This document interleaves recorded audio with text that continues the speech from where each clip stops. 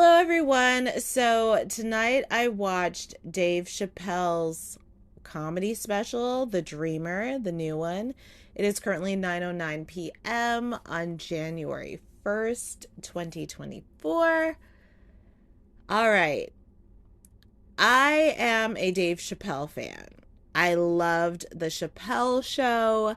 I have enjoyed his comedy specials. I look up to him as a performer.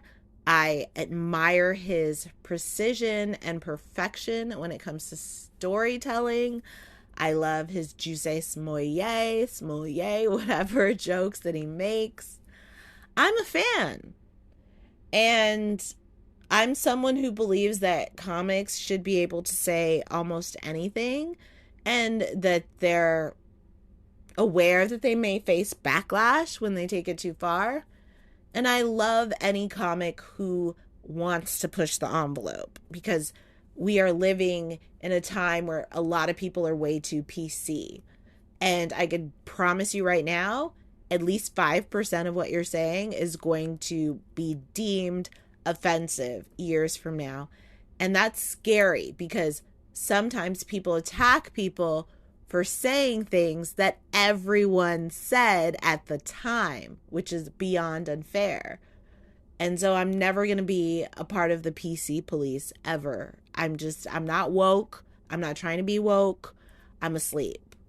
I believe in what's right and I'll fight for what's right, but you're not, 9 out of 10 times, you ain't going to see me on the picket lines. And I am not that much of a social justice warrior when it comes to as far as social media. I'm trying to do what I can, and I'm really, really devastated about certain events that are happening, around the world. But if you want to find somebody who is PC and somebody who is easily offended, I'm not the one. That's not me. So I watched Dave Chappelle's special and I saw the headlines about him making jokes about the trans community, the disabled community, and I was like, okay, I want to see what he says. And for quite some time, Dave has been extremely unserious as a comic in the traditional sense. He goes on stage, he smokes cigarettes, and he tells stories, long-winded ass stories, and he's definitely not trying to hit you with punchline after punchline after punchline, which is how I typically think about stand-up comedy. He's great at what he does. I'm not critiquing what he does. If there's anyone who could tell stories in a long format and make you think and make you laugh, it is Dave Chappelle, along with Chris Rock. They're both comics who make you think. So I like to hear what people who can help me see things differently have to say. So I'm gonna watch a Chappelle special to see what the hell he's gonna say, to see how controversial he could be. And so he made jokes about the trans community and disabled people. And I guess what I have to say about how he is proud to punch down, I wonder why he has become dedicated to punching down on the trans community and in this special also the disabled community. And I wonder if he's getting whatever he hopes to be getting out of it, because he's targeting two communities who are targeted the most and who have some of the most difficult struggles in this world. And so I don't really understand why. Because I think, or I know, Chappelle is smart enough to make jokes about anything and to make those jokes really, really funny. So I don't know why he thought he ate by making fun of trans people and disabled people and taking that microphone and slapping it on his thigh. And like, what are we doing? What are we doing? Disabled people? We're going for disabled people? Is that what we're doing? That is what we're doing. That's what he did. And he thought it was a sleigh, and I'm confused. And I hope that it comes to an end.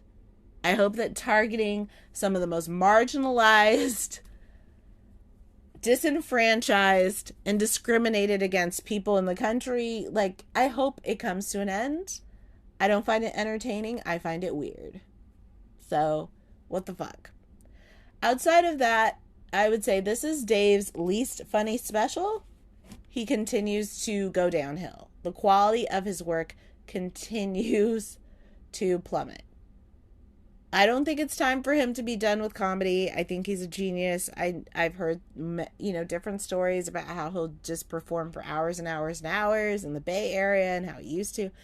The man is a genius, but he's not using his talent when he goes after certain communities and when he's like just telling these stories that are honestly detached from what's really going on currently in the world. He could do better. He could write better material. He can. He's Chappelle. I mean, he likes to make people kind of think about how they move in the world, and he's failing to do that. He really is, with the content that he was talking about in the special. And Netflix paid him very, very heavy. He got the bag, and it's secured, and I don't know how many more specials. This might be the last of his deal. They paid him a lot of money for multiple specials, but I want different for Dave. Because I think we all know his capabilities, and they aren't shining through in this latest special. And so I question if he's going to lose some fans, or if some people are going to say that he should hang it up. The very best part of Dave Chappelle's special, this one and the last one, probably others, but at least I can remember this special and the last special, were all the all the pictures that he shows of all the comics that he and A-listers that he interacts with backstage or at different events. That was the best part of his special. That should not be the best part. To have like a highlight reel of all the celebrities that you hang out with should not be the best part of your special. Dave, what you need to focus on is putting lotion on your fucking elbows. They were ashy. And I was so distracted once you took off your jacket and I saw that your freaking elbows were white as snow and looked like they had been dipped in cocaine. Do better. You're too wealthy to skip putting some grease on your fucking elbows. If you have time to walk off stage to get a cigarette, to walk back on stage to light the cigarette and blow smoke out of your mouth and nostrils, you got time to put some lubricant on your ashy ass elbows, please. I don't like being distracted by shit like that because I'm an observant ass bitch. Dave, don't do it again. The thing about having a podcast is I never know who's listening, ever. I have some episodes that have performed very well. I don't know who's listening. It's weird. It's uncomfortable. But it's also kind of cool. So I'm going to be delusional. And I'm going to think that this podcast this episode, it ain't going to reach Dave Chappelle. It's not going to reach him. Because if it reached him, I would kiss his ass. I wouldn't stand on business when it comes to anything that I said in this episode. But if this episode were to reach Dave, one of Dave's people, that's more likely, please put lotion on your guys' elbows. I beg you. All right. So, should you watch Dave Chappelle's special, The Dreamer, or should you not?